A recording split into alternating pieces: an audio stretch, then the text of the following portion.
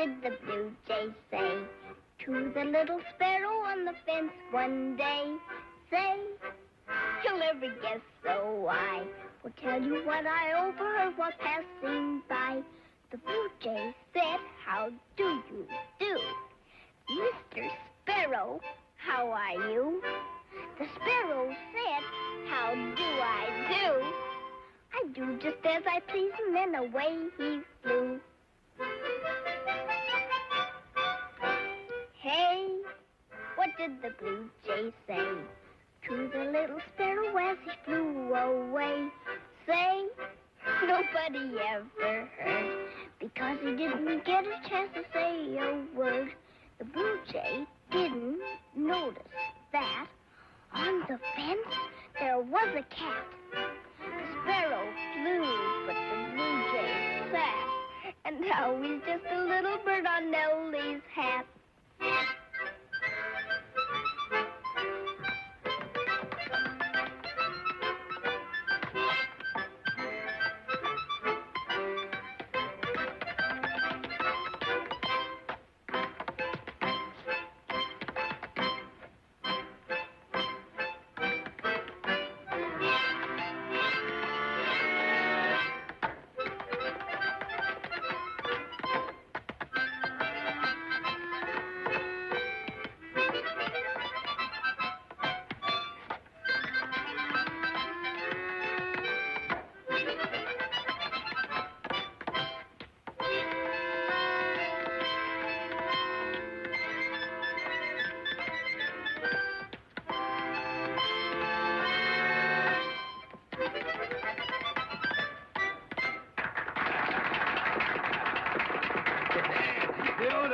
Beautiful. That performance touched my heart. I, for one, will contribute $1. Gentlemen? Yes. That's fine. Thank you. Thank you. Thank you. Thank you. Come on, fellows!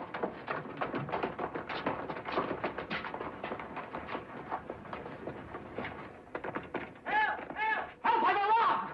I've been robbed! Help! I've been robbed! Help! The professor's at it again. Come on, fellas.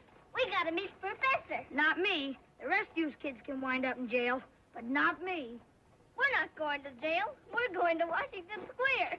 What's the matter? What's up? It's the professor. He's picked a pocket again. You take that back. You can't reflect on my grandfather like that. Take it back. All right. You don't think the professor would take anything that didn't belong to him, do you? That's just the trouble with the professor. He don't seem to know what belongs to him and what doesn't. The professor's one of the honestest men in the world. And besides, he's reformed. Oh, my pupils. Professor! Yes, what is it, my little tuberose? Tell them you didn't take anything from that man. What do you mean, steal? Why, who suggested such a thing? We did. Oh, you did.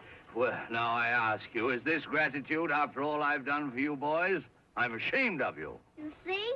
Yes. As a matter of fact, I just learned of a big party uptown where if we hurry, we can pick up a penny or two playing for the guests. Come along.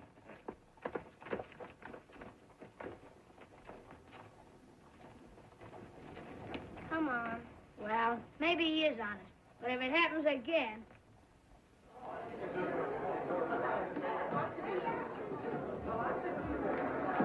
Come on, boys, sit down. Skinny, will you please sit over here?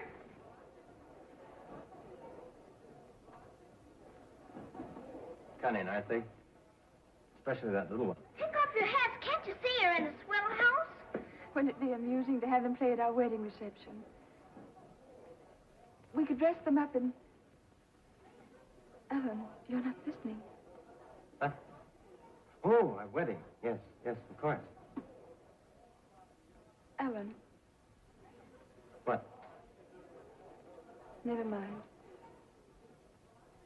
Come on, boys, tune up. Stop sniffing like that. Here, use this. Absurd thing. It's thoroughly disappropriate. Stop mumbling, Jasper. Well, I can't understand your nephew bringing these filthy little street Arabs in here. Now, they'd steal your hoops if they could get their hands on them. I'll thank you not to get personal, Jasper.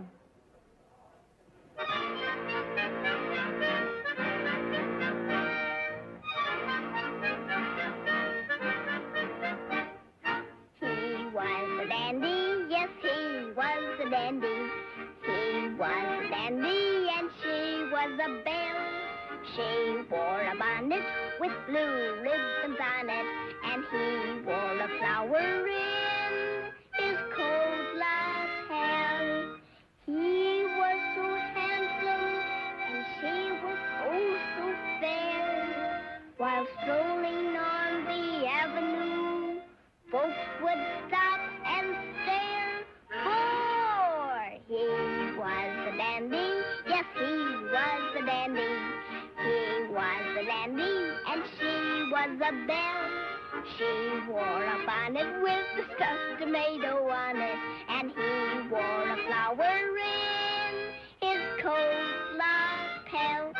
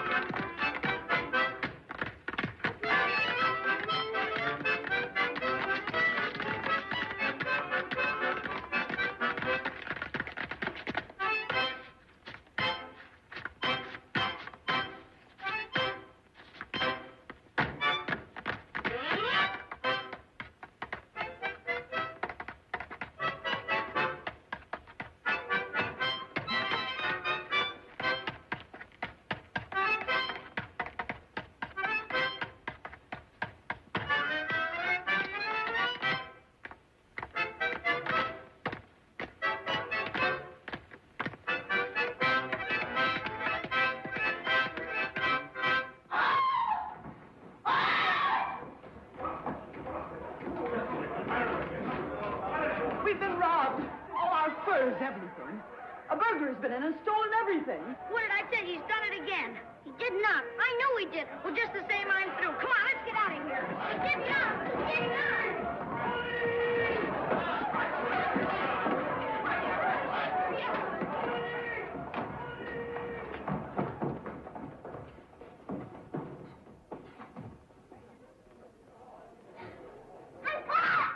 Somebody broke in the window. What? I haven't any doubt but what these ragamuffins are part of the scheme, sent here to divert our attention from the thief. Will you stop mumbling?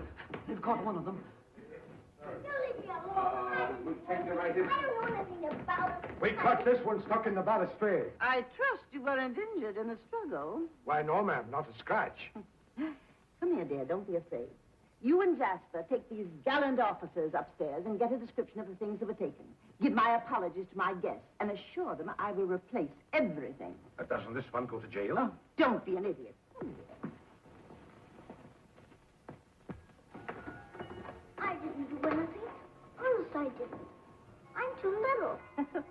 Are you? Won't you let me go? Where would you go? Home?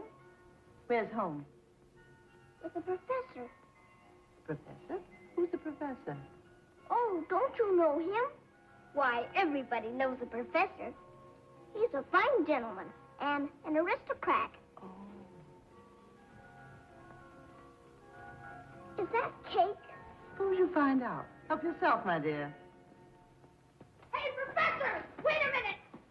What is it? Professor, they got her! The police, they got her! They got Dimples? Yes, sir! Oh, here.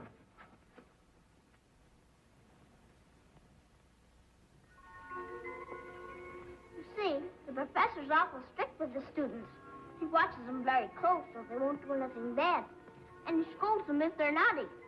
But singing and playing in the street, isn't it rather odd for a music teacher to permit that? That's just practice. If they practice at home, the neighbors throw bottles through the window.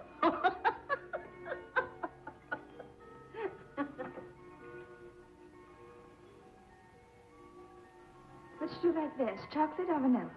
I like chocolate and vanilla.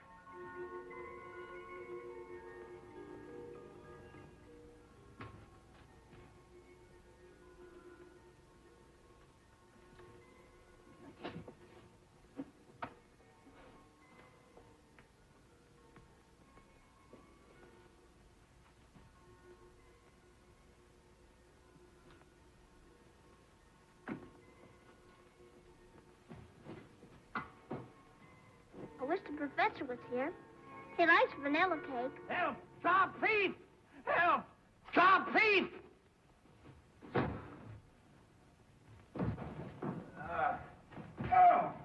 Oh, he got away. The thief got away. Are you hurt, sir? He was a big fellow. Too big for me. I'm not as young as I once was. What's going on down there? This gentleman almost caught the thief. Looks like he got nearly everything back.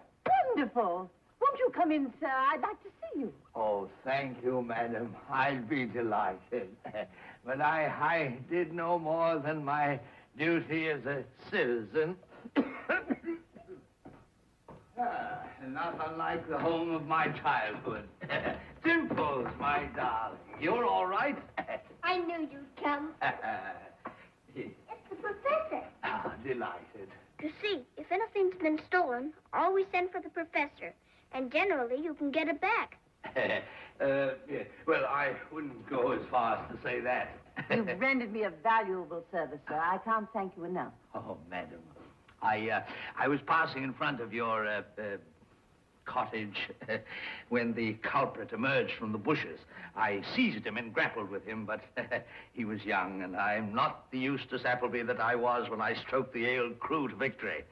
If it wouldn't embarrass you, I'd like you to accept a little something. Oh, no, madam. Thank you, not for me.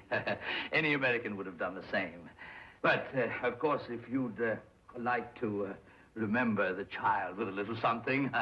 Oh, no. No, it's just a little souvenir, $100 or perhaps 75.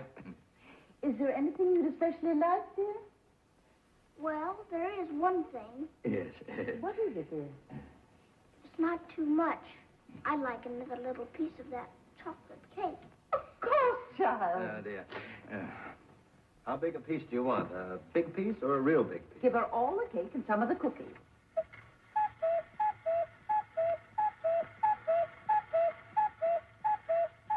Here you are, dear. Now, tell me, where do you live? In the rookery, in Cherry Street. Rookery? Oh, Just sort of camping out. The depression, you know. Oh, yes. Good night, my dear. Will you come and see me again soon? yes, ma'am. I'd like to. You always have chocolate cake? I will, whenever you come and see me. Well, come, my little rosebud. It's past our bedtime, you know. Au revoir.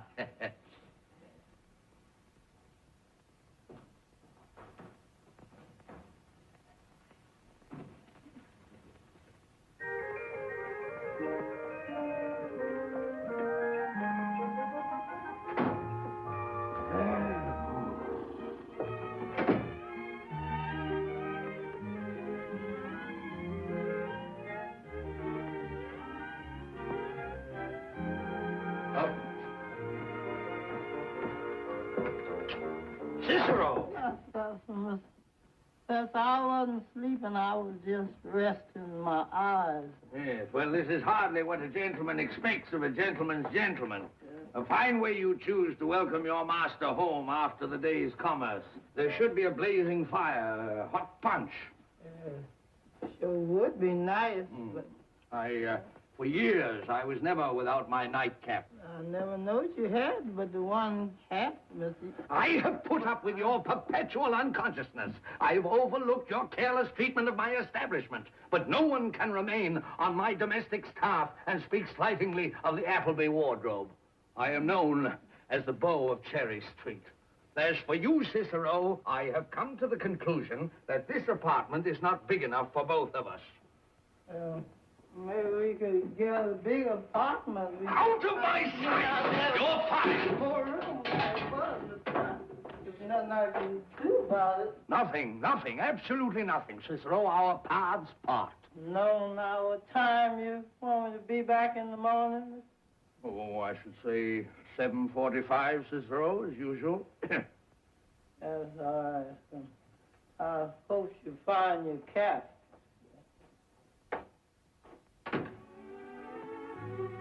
Professor, Hey, what is it, my little apple cheeks?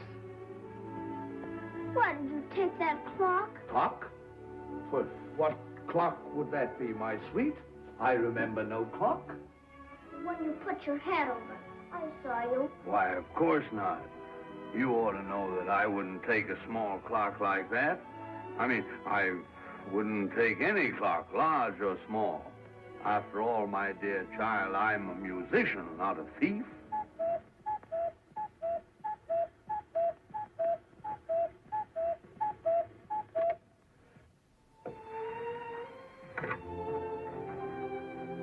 All right, Professor.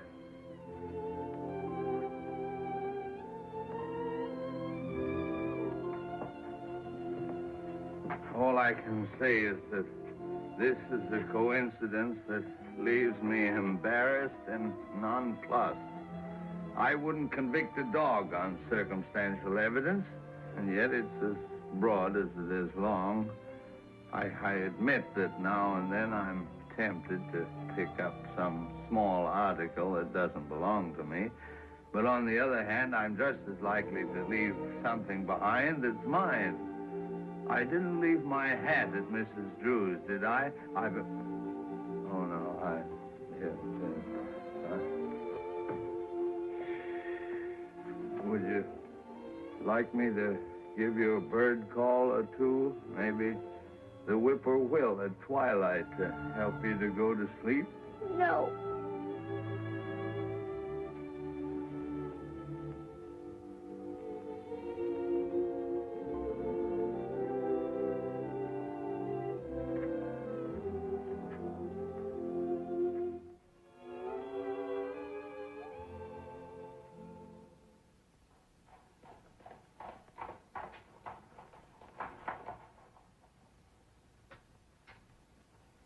My child, back so soon, so early. I brought it back. Brought what back? The cuckoo clock. Why? What on earth are you doing with this? Well, I stole it last night. Well, It's a funny thing about me. I'm so wicked. Isn't it awful? you stole this? Right under your very nose. I really don't know what's to become of me. I'm so bad. Professor says he doesn't know. He says I'm going to wind up in the penitentiary, if not in jail.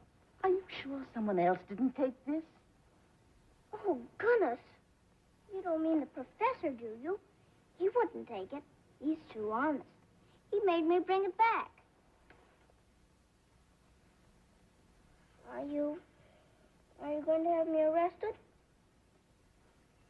Well, I really believe I should. But I don't imagine you're a very hardened criminal. Come in. Colonel Loring, Miss Betty, to see you, ma'am. The Loring? Yes, ma'am. And the colonel is raving something awful, Mrs. Drew. Well, don't stand there, Rufus. Yes, ma'am. Tell him I'll be right down. Yes, ma'am.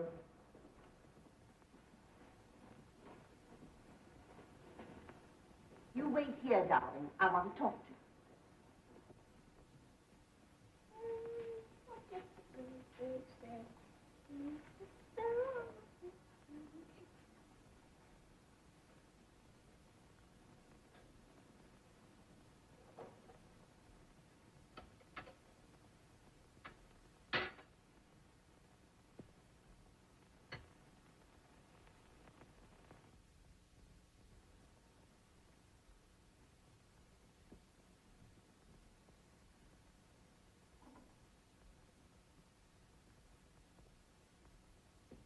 Well, if it isn't Miss Appleby. Sylvia Dolores Appleby. They call me Dimples.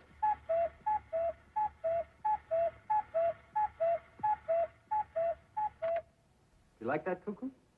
Us Applebys know all about birds. Someday I'll have the professor come over and do some cuckoo calls for you.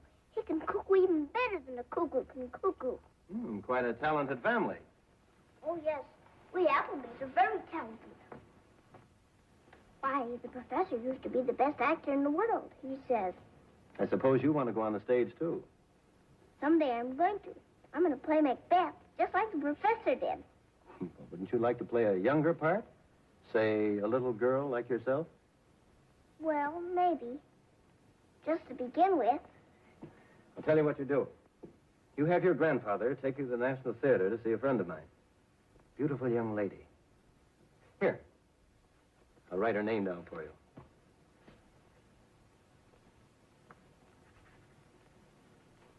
Is she an actress? Yes. Are you in love with her?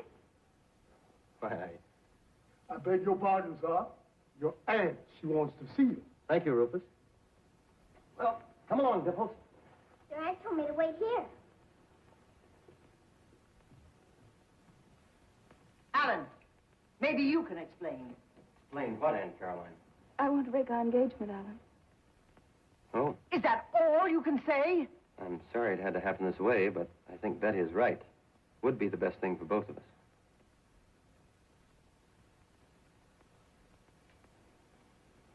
But why? I don't understand. You see, Aunt I'll Caroline... tell you why. It's common gossip that Alan has become involved with an actress, that he spends most of his time with these low people of the theater. Why, he's even talking about putting up money to produce a play for this creature. I regret that I had to tell you this, Caroline, but it's time you knew.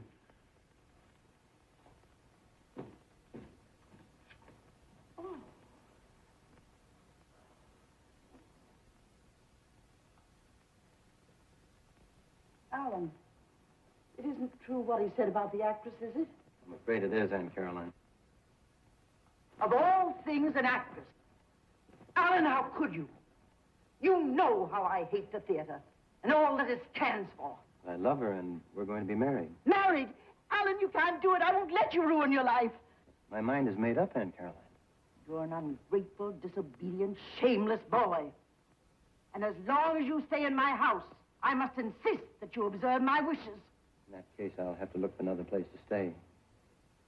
Alan. I'm sorry, Aunt Caroline. I'd hoped you'd understand. If you leave this house, you need never expect to come back to it. As long as I live. I'll get my things.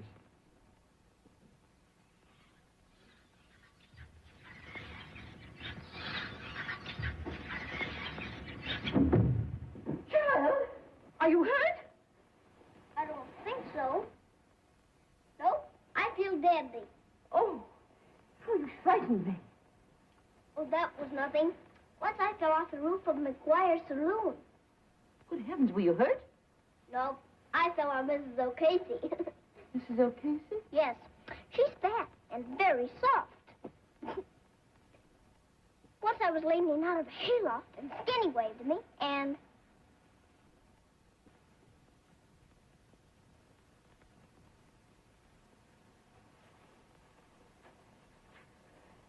What? You're crying. No, child. Is it because he's going away? Yes. I'm going to miss him. He was all I had. Now he's leaving. Sometime I wonder if men are worth all the trouble they give us.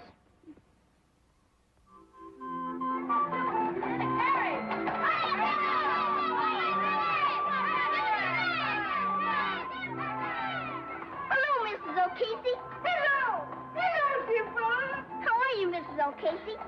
How's Mr. O'Casey? Mrs. O'Casey. She's the lady I fell on. Hello, Skinny. Hello, Dimples. He's not really Skinny. We just call him that. Won't you sit down, Mrs. Drew? Thank you. Cicero. Cicero. Yes, Oh, there you are, yes. A little tea for Mrs. Drew. Just spread the table. You can pour. Oh, what, Mr. Professor? No, thank you. Oh, you're quite sure. Yes. Well, then, Cicero, you can get on with your marketing. Let me see. I think I'd relish a nice fillet for dinner. never Cooked paid in your them. own inimitable Man, way, that's Cicero. too Just much. Yes, there's a certain quiet splendor about the aboriginal servant, Mrs. Drew. Which unfortunately is not always shared by their masters. Professor, your granddaughter is a remarkable child. An appealing child. As briefly as I've known her, I've become very fond of her. Yes, that's easy to see, Mrs. Drew, and quite easy to understand, too. In fact, I'm so fond of her that I want to propose something to you. Something for her good. I'm going to ask you to let her come and live with me. And let me do all that I can for her. You mean that I should give Dimples up? This sort of life isn't what a child should have. You understand that. For all your love and devotion, you aren't helping Dimples. You're hurting her. You may even ruin her whole life. But I love Dimples. I know that. That's why I'm asking it of you. It wouldn't mean a complete separation. You could come and see her whenever you wished. Perhaps I could help you, too. Huh? Perhaps I might ease your life. Provide you with a sum of money, say, $5,000. $5,000 for Dimples? 5,000, if you let her come and live with me. Oh. I must run along, Professor. Yeah. You give a lot of thought to what I've said. I'm sure you'll agree with me. Goodbye, darling. I'm going to see you again soon.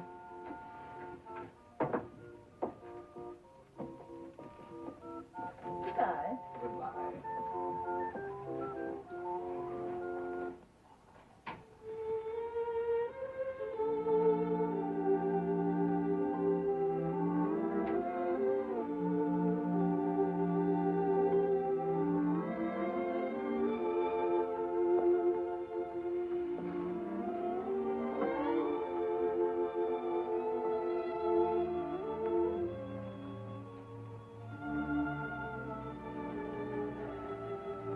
Please don't sell me, Professor. Please. Why, bless your heart. I wouldn't sell you for all the money in the world. I thought you might want the $5,000. Oh, my sweet, sweet child. There's nothing in the whole world that could take you from me. Nothing. I love you, Professor. And I'm going to make myself worthy of that love. When somebody loves somebody, everything and everybody makes life a happy song. When somebody has nobody, birds won't sing, and that somebody finds life without a song. If you want to see a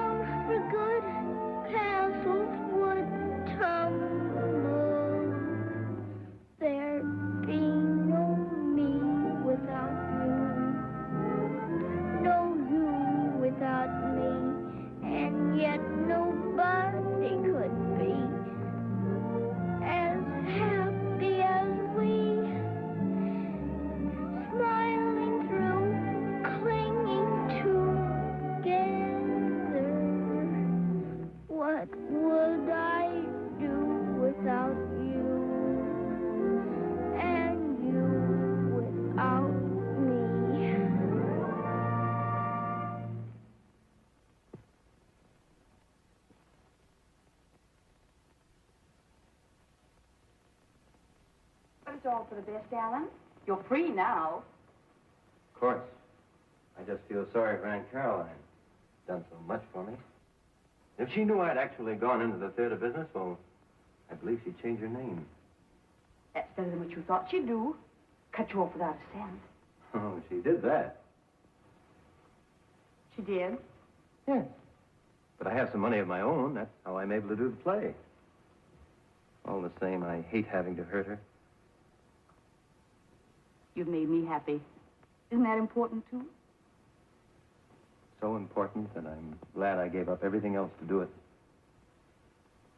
And I'm going to have my name on the bills and a star on my dressing room door. A dozen stars. Remember now, we start to leave the minute I refuse his first offer. That sounds like Professor Appleby. I sent for him to talk about his grandchild. She'd be perfect for the part of the little girl. It's mighty shrewd of Drew to send for me. An actor of my reputation can't hurt him. After all, Well, I knew it was you. Come in, come in. Yes. Yes. This is Professor Appleby and his granddaughter. Sylvia Dolores Appleby. But they call me Dimples. Oh, yes. Miss Cleo Marsh. Oh, I'm greatly honored, Miss Marsh. Hello. Miss Marsh has the leading role in our new play. Ah, opposite me, I suppose. There's nothing I like better than to get my teeth into a good romantic role. But soft, what light through yonder window breaks? It is the east, and Juliet is the sun. Arise. Rise. Arise, fair sun, and kill the envious moon. Yes, arise, fair sun, and kill the envious moon. Isn't he simply wonderful? I was quite a matinee idol in those days. I still get letters from ladies in the towns where I played. Yes. Yes. Landladies. No, Shakespeare isn't exactly what I had in mind. Oh, no? Well, do your bird calls. They're beautiful. Yes. Mr. Drew, you'd better close your windows. Your room will be full of birds. Oh, I don't mind that. Oh, very well. Let me see. Yes, the robin calling to the blue jay.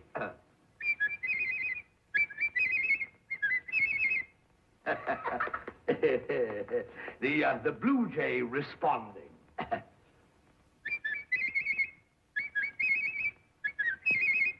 Isn't that simply wonderful? But they sound the same to me. I can't tell any difference. Aha, but the bird can. Yes. Well, what I wanted to talk about was you, Dimples. Oh, you want her, too? Well, you're shrewder than I thought, Mr. Drew. My granddaughter and I make an excellent team. Just watch us. Cicero, the fling.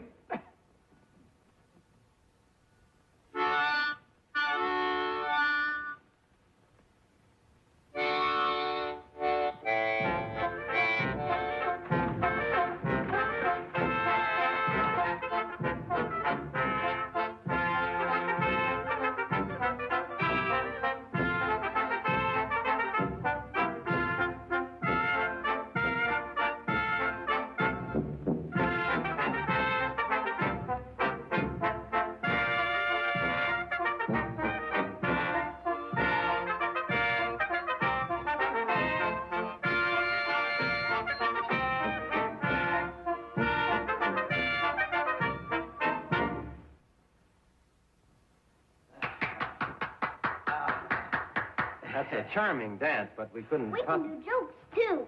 Yes. Look, Professor, I sent for you because I wanted Dimples for a part in the new play I'm going to produce. I hate to disappoint you, but I wanted her, not you. Well, that's fine. Couldn't you fix it so the professor could do it instead of me? I'm sorry, but the part is for a little girl. Then you'd better get some other little girl. I wouldn't be any good without the professor. Your grandfather could work right along with us if he wanted to. Yes. The theater business is new to me. I could use a helper, sort of an assistant. Sir, I've never been an assistant in my life. Oh, I'm sorry. Yes, but I'll make an exception in this case. Splendid. Yes, I congratulate you, Mr. Drew.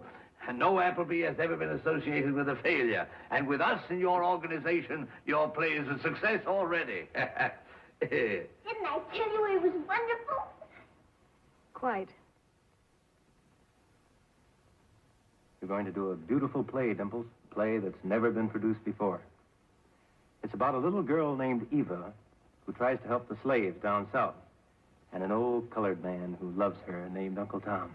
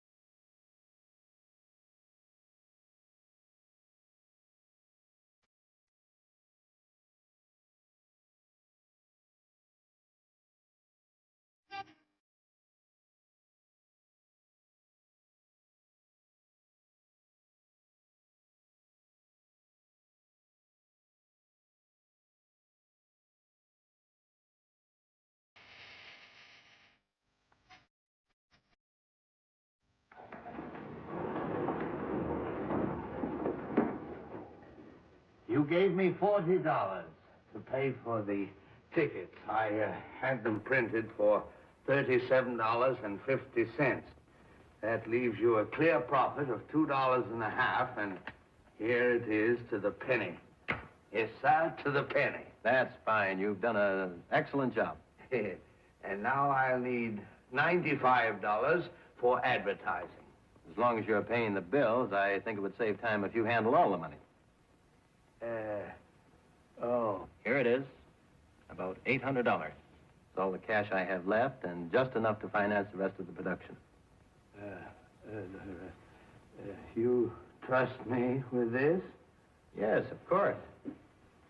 Well, thank you very much, Alan, for your faith in me. I'll handle this money just as though it were my own.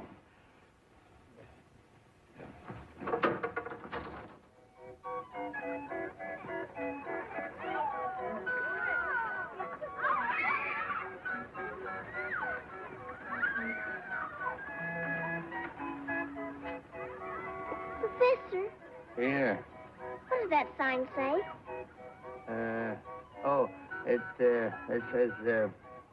It says no smoking allowed. Well, then why don't you stop smoking? Well, yeah. Well, I'll give you $600. Sir, do you realize that this was Napoleon's watch, given to him by Josephine the night before Waterloo? Why, it's worth $2,000 if it's worth a cent. I'll put it up to a stranger. Ah, there's a gentleman who looks like he might know something about antique jewelry.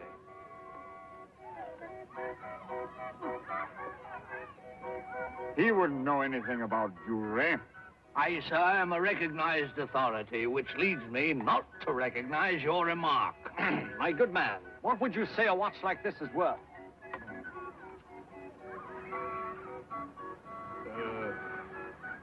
That's a superb antique. I had one just like it myself. There you are. And I never saw this gentleman before in all my life. I'll give you $700 for it. I haven't the money here, but if you'll come to my bank in Harlem with me, I'll give you $800 for it. I'm sorry, gentlemen. Yea, it grieves me. But my boat is departing for the Orient in half an hour. And, well, I guess I'll have to give it to Richards. You're a very lucky man, sir. Just a minute. Can I talk to you a second? Oh, yes, of course.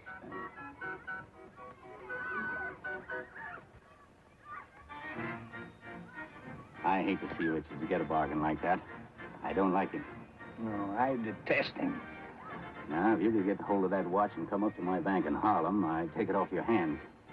And I'll give you $10 for your trouble. Oh, could you make that $15? You drive a hard bargain, sir. But I'll do it. There you are, sir. $700. Just a minute. I'll give you $800 for the watch. But I haven't got any more money. You said it was mine for $700. Oh, no, this gentleman gets it for $800. Thank you very much. I consider this a great favor. Well, look here, that's hardly fair. I came here with $700 to buy a watch and give it to somebody else. Here's the watch. Watch? What watch? Well, it is Napoleon's watch. You were the wrong man. I'm not Napoleon. You're not, no, but you said you told me to when Why, I never saw you before in my life, sir. You, well, here,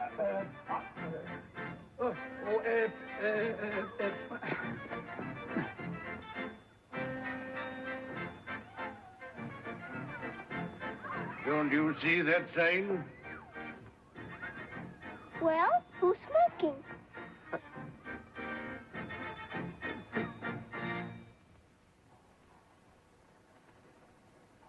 Well, seeing you're a friend of mine, I'll give you $1.50 for it. $1.50?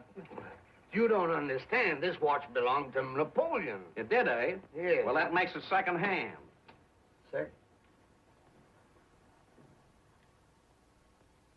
Ah, Tom, my boy, the whole world is empty as an eggshell. I know it, Martha, I know it. It seems to be given to children. There you are, Professor Appleby. We've been waiting for you. Yes? Well, gentlemen, to what do I owe that honor? Well, we supplied you everything for your play. We're the creditors, one might say. And Mr. Drew told us that you would give us our money. Money? What money? Why, the money that Mr. Drew owes us for the scenery. And the costumes and the... Oh, yes, that money. But, gentlemen, you're surely not suggesting that Mr. Drew and I intend to defraud you. Mr. Drew, you told us that he would pay us our money. Well, yes, of course. Pay them, Professor.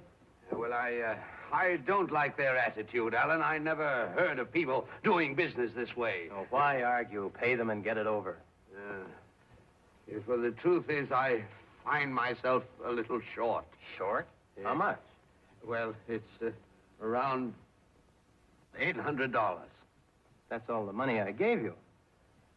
But it wasn't my fault, Alan. I was cheated. Really, I was. But that's all the money I had. And I was stupid enough to trust a scoundrel like you. Why, you blundering old fool. The professor said that you'd pay us now. What about it? Sorry, but you heard what he said. Well, you're certainly going to pay me, and nobody's going to put anything over on Emery T. Hawkins. And you're not through with me either. That's what I get for giving credit to a bluffing upstart. Come on, let's haul this stuff out. I'm going to send a wagon for myself. Come on.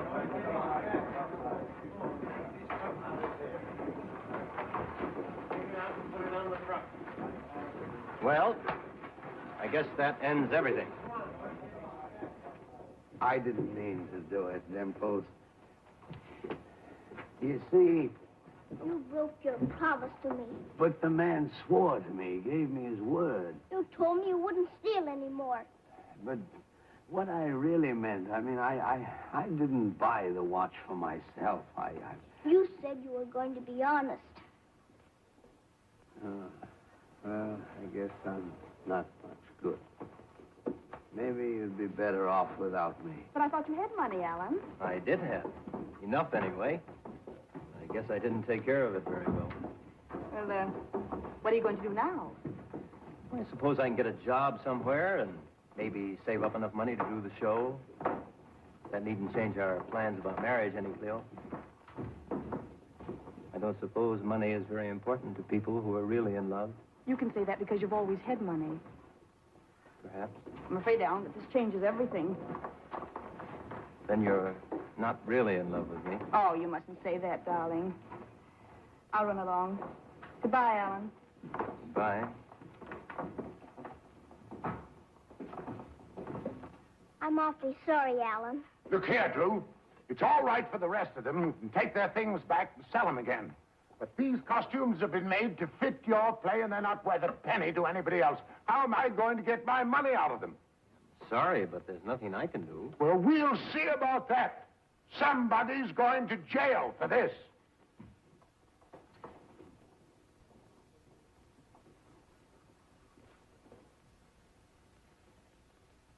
Mrs. Drew, do you still think I'm worth $5,000? You're worth ever so much more, darling.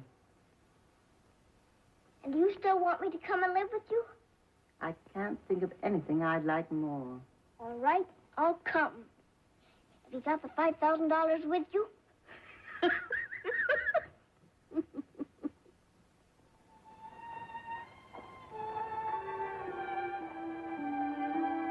be right out. Won't take me more than a minute.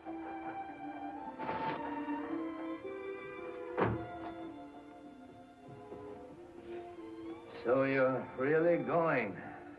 Yes, Professor. Well, I knew it was the best thing for you. But I didn't think you'd want to go. Well, it's like Mrs. Drew said. A little girl shouldn't be raised in this kind of environment. Yes, you'll be much better off in that nice big house. Of course, it'll be lonely. There'll be no children to play with. But I gotta think of the future, Professor. That's what Mrs. Drew says. Yes, and she's right. And she'll see that you get the right kind of food, too. Plenty of carrots. Maybe 3 or 4 times a day. Of course, you won't be able to go fishing with me anymore. But I guess it's the best thing. Fishing isn't any too good for little girls. I like fishing fine. But I guess it isn't good for little girls. No, I guess it isn't. Come in. Well, I think I'll be going. A note from Miss Drew, sir. Are you ready, miss? I'm ready.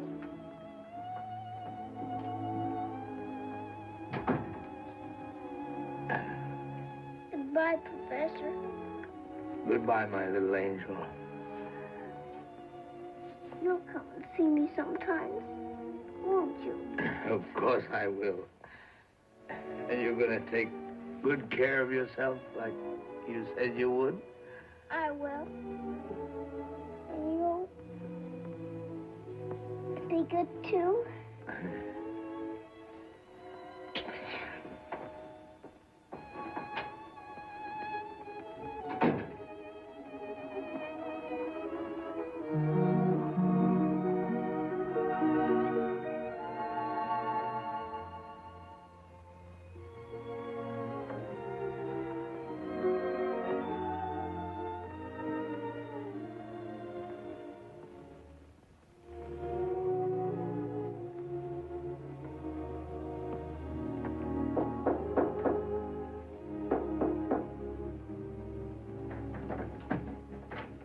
Professor, there's a man without a policeman, Mr. Hawkins, to see you. I'm not here. Tell him I'm not here. Yes, Mr. Hawkins, he's gone. Not here, eh? Listen, Appleby. I've come here to give you one more chance to pay for those costumes. If you don't, I'll have you in jail in an hour. You'll have your money tonight. I might have known you'd try that. I should have sent the law. I made a mistake coming here myself. You certainly did, Mr. Hawkins. And if you don't get out, I'll be tempted to pull off one of your arms and beat your head in with it. Professor, I didn't know you were going to start last night.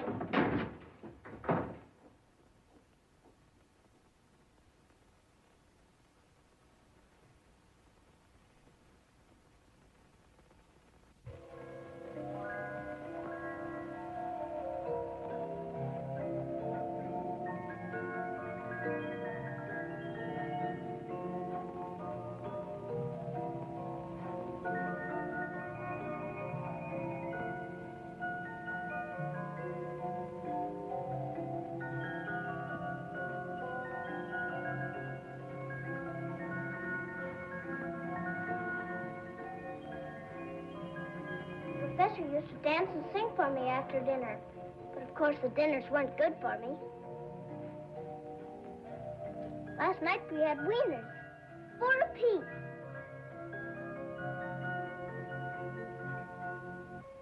Can you do bird calls?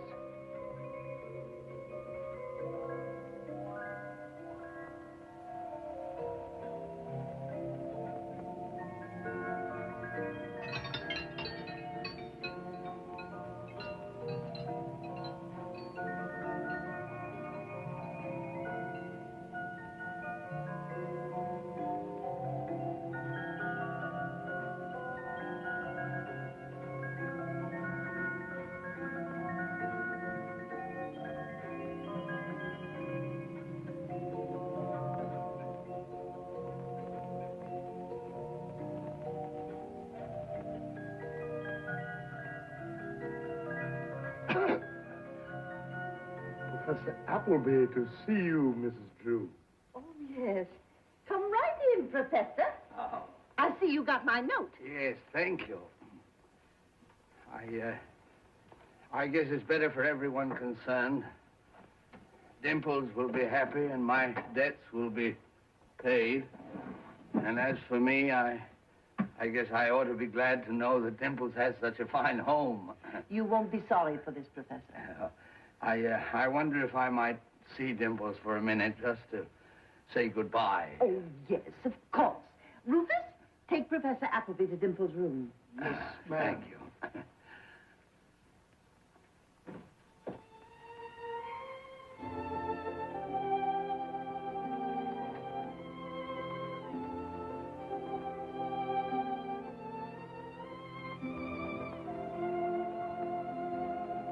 Why, my darling. Oh, Professor. Oh, what's wrong with my little girl? Aren't you happy here? Oh, yes. Yes.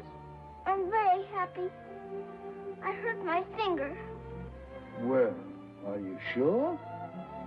Of course. There, that's better, isn't it? There we are. And you can see this lovely dress Mrs. Drew bought me. Yes, it's beautiful. Must have cost a lot of money, huh? And she's going to buy me some dolls, too. 3 of them. You're a very lucky little girl. And I'm happy to know that you've got such a nice home. It isn't every little girl who can have such a good environment. Oh, my darling. I'm going to take you home. No, Professor. Mrs. Drew says I'm going to have a lot of advantages here. Yes, but no place is nice for my little girl when it makes her cry.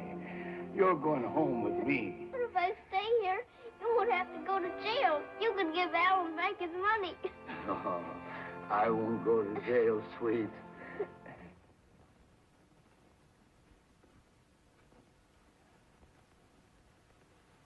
Mrs. Drew, I'm terribly sorry. It was in a moment of great weakness that I took this money. When I saw my little girl crying, I realized that there wasn't enough money in the world to compensate me for that. You saw her crying? I don't understand. Don't you like it here? I do, but it gets so lonesome without the professor. I was willing to give her up, knowing all you could do for her, but I see now that Dimples needs me as much as I need her. Oh, I guess I was foolish to imagine the child could ever become as fond of me as she is of you. Oh. I admire your honesty and respect you for declining the money. Oh, thank you, Mrs. Drew. And I thank you, too. You know, I wouldn't go away if the professor could live here, too.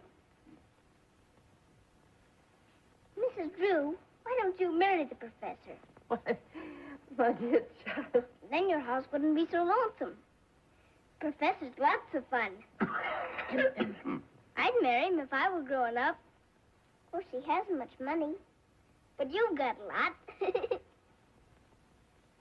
Yes, well, I think perhaps you'd better run along, darling, and get your things. I'll be with you in a minute. Goodbye, Mrs. Drew.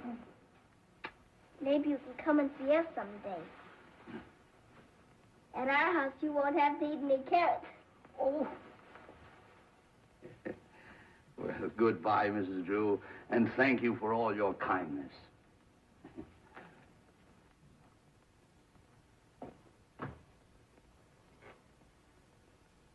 Of course, you realize, Mrs. Drew, I was only doing this to save our poor little home.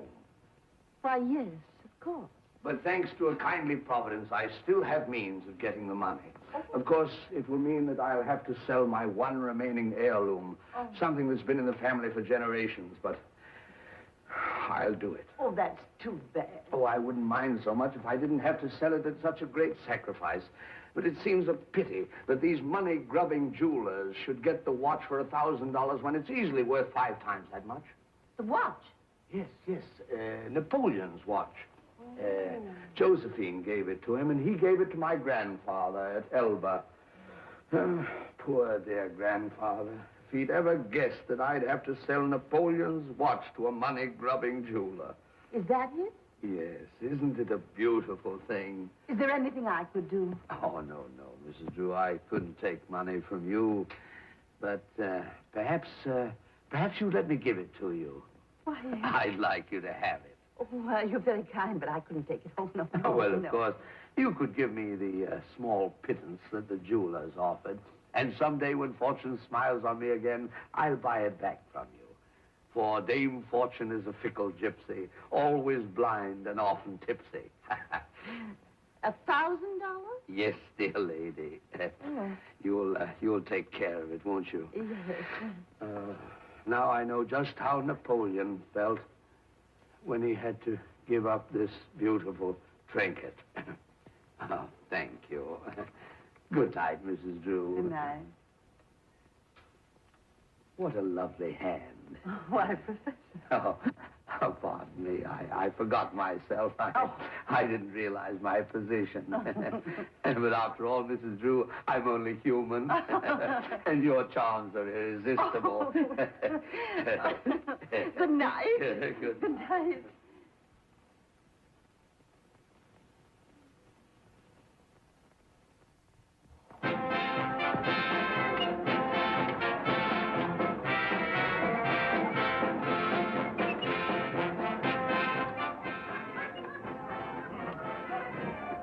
$35 for one ticket? Well, opening night prices are a little high, but those are the best seats in the house.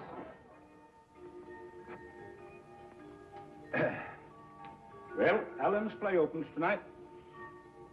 I'm afraid that Betty is still fond of Alan, but I've forbidden her to see him. Have you? Yes, the theater has ruined that young man. Can't we speak of something else? Oh, yes, of course, Betty. Oh, by the way, I thought you might be interested in an old emerald ring that I picked up at auction. 500 years old. One of the finest things in my collection. I know so little about these things. By the way, I have something I think might interest you. The watch Josephine gave Napoleon. Oh. Professor Appleby had it in his family for many years. Ooh.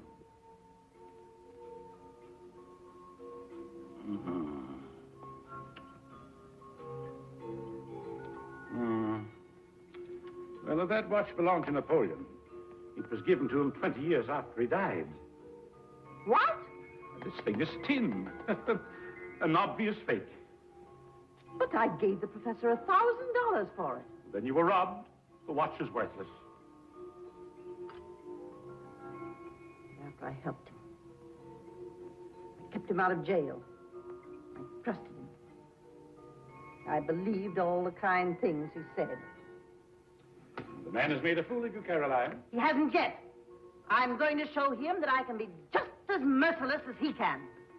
Get your hat, Jasper. We're going to the police station. Can you see her? Who, darling? Oh, don't pretend. I know you're looking for Betty. I don't see her. I don't suppose she'll be here.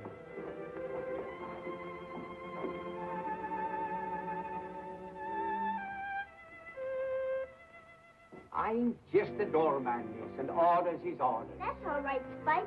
We're expecting her. You're expecting me? As if you didn't know.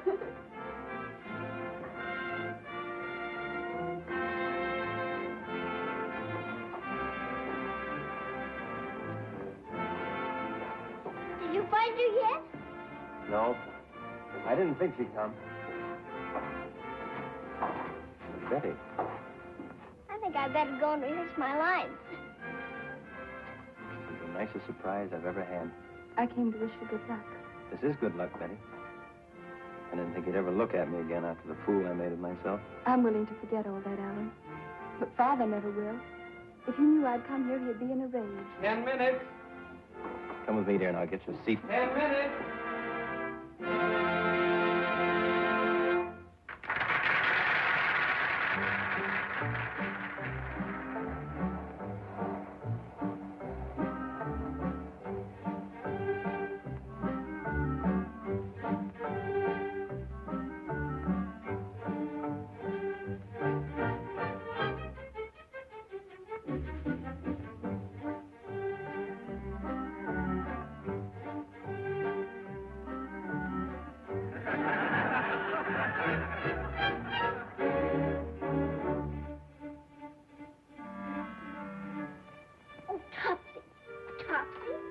You've been very bad again.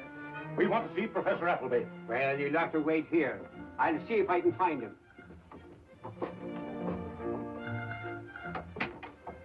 Don't you think all this can wait until tomorrow, Caroline?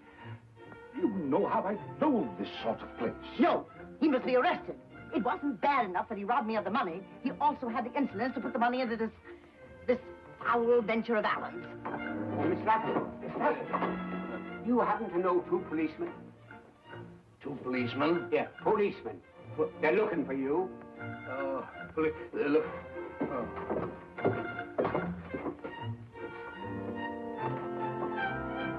Yes, I know.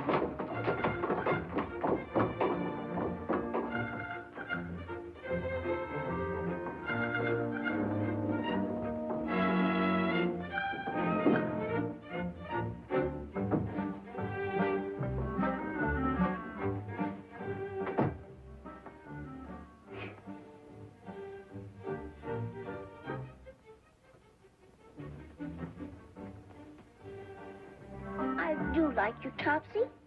I like you because you've never had any father or mother. I like you, and I want you to be good. I want you to be good for my sake. No, Missy. I'll be ashamed to be good. Oh, Topsy, I'm sorry for you. Have you kids seen a suspicious-looking character around here? I beg your pardon.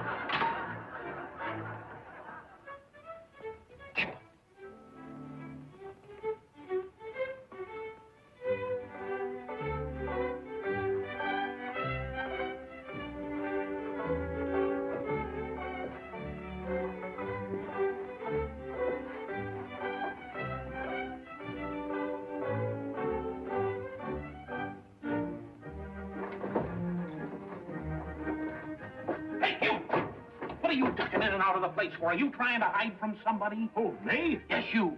Why, I was sitting there attending to my own business. And if you don't mind, I'll go back to attending to my business.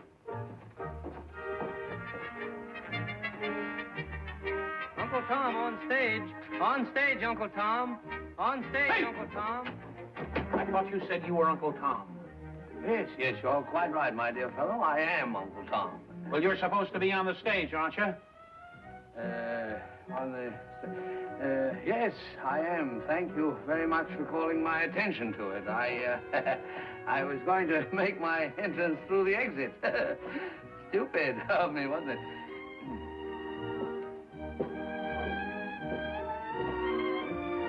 On stage, Uncle Tom.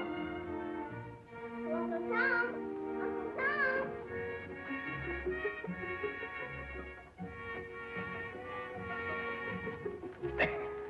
Uncle Tom, Uncle Tom. Here I is, Miss Eva. Well, here I is, Miss Eva.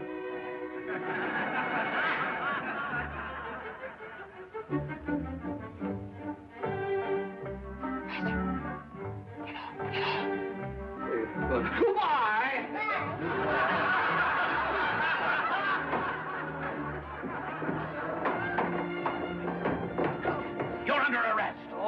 Ah, but I's Uncle Tom. You're Uncle Tom. You're Professor Appleby. I know who you were all the time. Oh, no, I'm playing in the show here. I've got Will you come with me, Uncle Tom? Yes, Miss Eva. My only duty is to tend to you.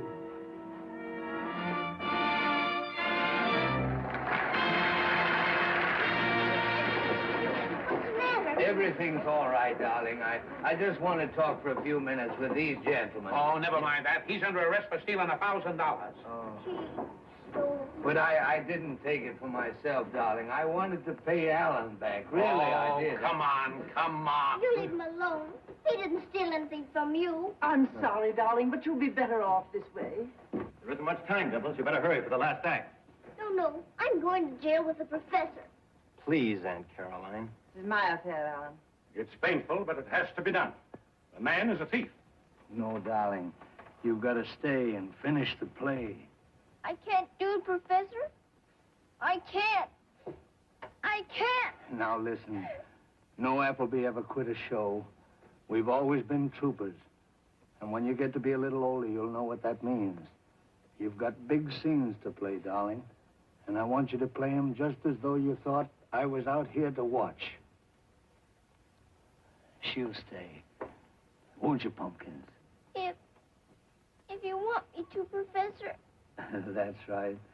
And you'll give a good performance, too, won't you? I'll try. That's my little girl. I'm proud of you. And I'm proud of you, too.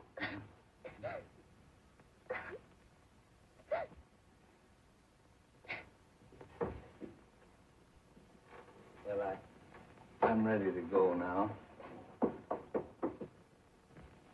Oh, swing low, sweet child. Kindly sit down in this box until the scene is over. Young man, are you suggesting that we witness this foul exhibition? We certainly will not sit down. Come along, Jasper. Please, the show is on. You'll have to sit down and stop talking. I will Our not presence here remain does in not the theater. indicate that we are degenerates. Officer, can't you make these people understand? They'll disrupt the show. Oh, very well, Jasper. Let's not make a scene. Come on in here. It'll only last a minute. Swing low, sweet chariot. Betty's here. She's dead. Carry me home. Well, you're looking much better, dear. In a day or two, you're going to be as strong as a lion. No, Papa. You needn't pretend. Because I know You know what, dear? that I'm going away. And very soon. Oh, my baby, you mustn't think those things. Well, I wouldn't be surprised if you were out of bed by tomorrow, playing in the garden with Topsy. No, Father. The angels told me. They told me last night when my head hurt so. They're going to take me to heaven. There, now, you'll feel more cheerful when you've had a nap.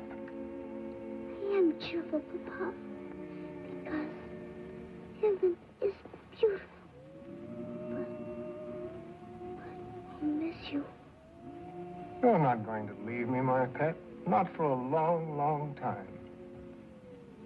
And there's something else that makes me sad. Can't something be done for Uncle Tom and his people? What do you mean, dear? They love their children as much as you love me. Uncle Tom loves his children. Please do something for them. Anything I can, dear. Eva. You'll give Uncle Tom his freedom, won't you, Papa? I will, dear. I will. Eva. Eva. I can see those great gates. They're made of pearls. And they're opening wide. There are the angels. They're calling for me. I'm coming.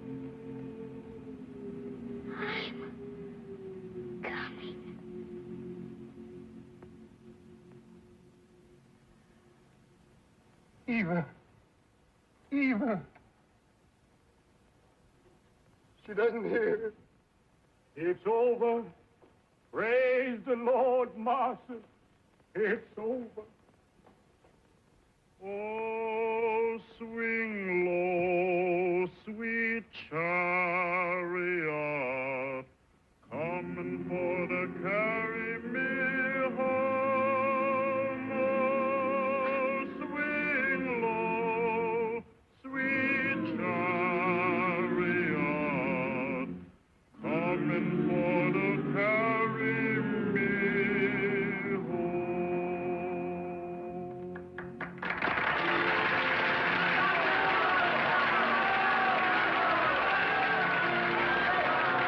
Well, I guess we better go now.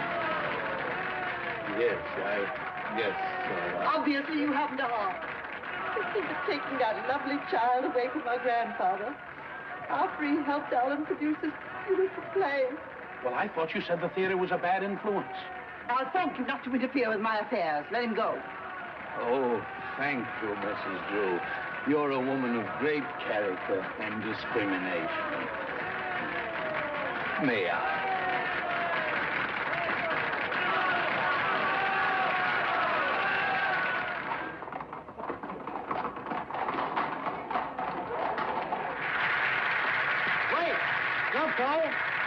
We have a treat for you tonight. The entire company, headed by our charming little star, has prepared a celebration for the first anniversary of Uncle Tom's Cabin. Out of the South has recently come a new form of entertainment. Our company wishes to be the first to present it in New York. If it is your pleasure.